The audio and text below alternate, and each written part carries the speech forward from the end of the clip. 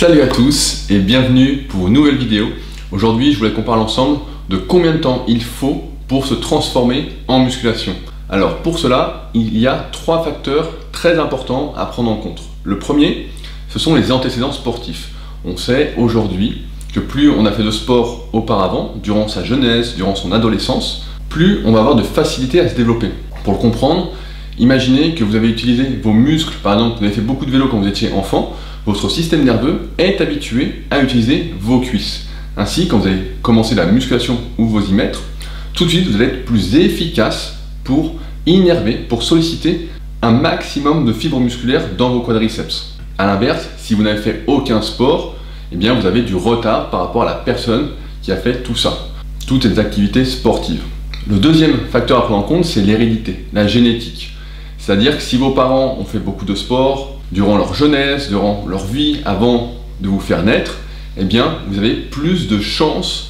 de vous développer facilement, vous allez gagner du temps. Et c'est assez facile à comprendre également, c'est quoi qu'on fasse dans la vie, quand on mange, quand on fait du sport, quand on fait n'importe quelle activité, on modifie légèrement son ADN et celui-ci se retransmet quand on fait des enfants. Le troisième point, très important, c'est l'analyse morpho-anatomique. On l'a vu dans une précédente vidéo, dans ce qui permet de déterminer si on est grand ou petit, en fait si on est long ou court, et bien en fait il y a également, en plus de la longueur des segments osseux, il y a la longueur musculaire. Et on sait également aujourd'hui que la longueur musculaire, surtout lorsqu'elle est corrélée à de bons leviers osseux pour certains exercices, permet justement de prendre plus de muscles. A l'inverse, quand on a les muscles courts, c'est-à-dire on va avoir le biceps court, on va avoir par exemple plusieurs doigts d'espace, 3-4 doigts d'espace entre son avant-bras et son biceps en pose biceps, comme ça, eh bien, moins on a de chance, moins on a de potentiel musculaire développé. Et pareil, c'est facile à comprendre, s'il n'y a que ça comme muscle au lieu de ça, eh bien, il y a moins de potentiel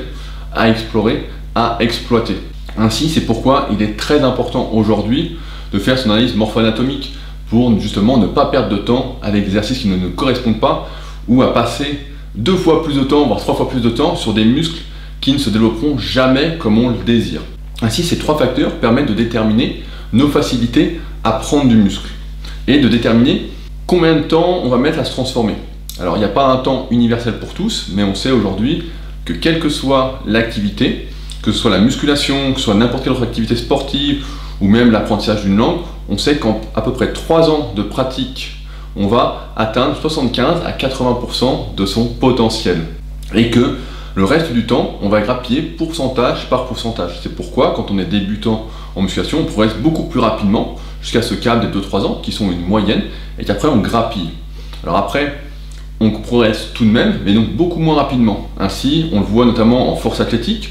en powerlifting, où les champions atteignent leur maturité, comme on dit, leur meilleur niveau entre 35 et 40 ans, après 15 à 20 ans de pratique. Plus proche de vous, à mon faible niveau entre guillemets, eh bien même moi je progresse régulièrement chaque année en grappillant des répétitions par-ci par-là. Comme vous l'avez vu d'ailleurs dans le dernier documentaire des Super Physique Games, où j'ai pu gagner les tractions en grappillant 4 répétitions par rapport à l'année dernière, en grappillant 5 répétitions en rowing planche, donc sur les exercices en plus sur lesquels je suis fait, et j'ai moins grappillé sur les exercices sur lesquels je n'étais pas fait, sur les muscles pour lesquels je suis moins fait. Ainsi, il y a une autre erreur je pense que l'on fait,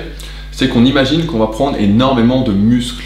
On pense que quand on démarre la musculation, par exemple quand on fait 1m80 pour 60 kg, qu'on va prendre 10 kg de muscle la première année, et puis encore 10 kg l'année d'après, on est pressé,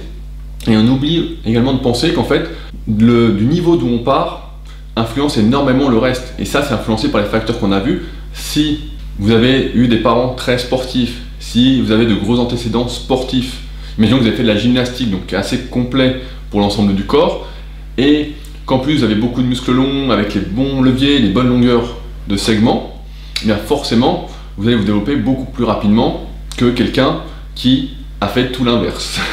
Maintenant, en quantité de muscles, je pense que c'est important de se représenter ça, c'est que 100 g de muscles, aujourd'hui, c'est à peu près le même volume que 100 g de steak haché à 5%. Si vous mangez de la viande et vous achetez un steak haché à 5% de matière grasse au supermarché ou chez le boucher, et que vous le collez par exemple sur votre biceps, eh bien ça fait seulement 100 grammes, ça ne pèse que 100 grammes, et pourtant ça nous fait gagner plusieurs centimètres de bras. Et c'est là qu'on se rend compte en fait que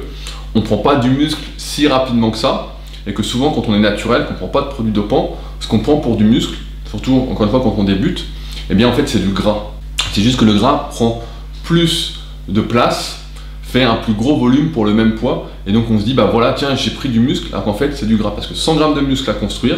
vous pouvez faire le test en collant le steak haché sur votre biceps, c'est énorme. C'est pourquoi en fait la musculation, et c'est pour ça que j'aime beaucoup cette activité sportive, c'est que c'est vraiment réservé, ça va vraiment donner des résultats,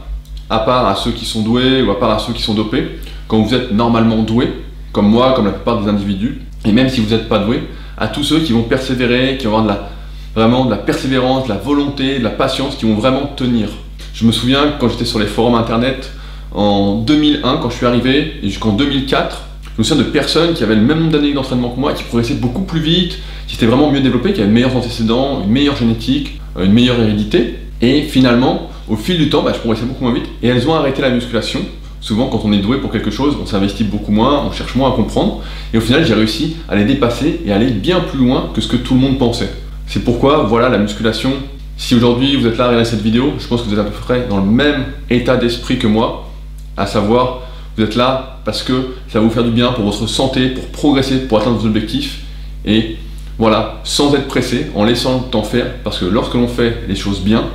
eh bien le temps est un allié, ni plus ni moins. Donc ne soyez pas pressé d'avoir des résultats, le tout est vraiment de viser sur le moyen et long terme, et quand on progresse à chaque séance régulièrement, qu'on a une bonne hygiène de vie, une bonne alimentation, eh bien plus le temps passe, et plus on progresse, et plus on se transforme, et souvent bien au-delà de ce qu'on pensait possible. Je le vois régulièrement avec mes élèves en suivi coaching, qui au départ m'annoncent des objectifs, et où on est 1 an après, 2 ans après, mais beaucoup plus loin que ce qu'ils imaginaient, tout simplement parce qu'on a pris son temps, et on a avancé étape par étape. Donc voilà, ne cherchez pas à griller les étapes, et vous serez récompensé. À ceux qui désirent aller un peu plus loin sur le sujet, par exemple faire leur analyse morpho-anatomique, je vous renvoie directement au tome 1 de la méthode Superphysique, ainsi qu'aux 6 vidéos sur ma rubrique d'analyse morpho-anatomique, où j'ai pris des exemples de personnes, et j'ai l'analyse en direct. À ceux qui sont très pressés de s'entraîner bien, de faire le moins d'erreurs possible, de perdre le moins de temps, vraiment d'agir maintenant en connaissance de cause, je vous propose mes guides pratiques qui sont un condensé de mes 1000 articles gratuits disponibles sur Superphysique. Donc ça va vous faire gagner un temps vraiment incommensurable pour progresser dès maintenant et ne plus perdre de temps. Parce qu'évidemment, le temps qu'on passe à ne pas s'entraîner bien, à ne pas manger bien, à ne pas avoir une bonne hygiène de vie, c'est du temps de perdu. Enfin, à ceux qui veulent vraiment aller plus loin et connaître l'intégralité de la méthode Superphysique, on se retrouve tout de suite avec le premier lien dans la description. On se retrouve donc bientôt pour une nouvelle vidéo. Salut!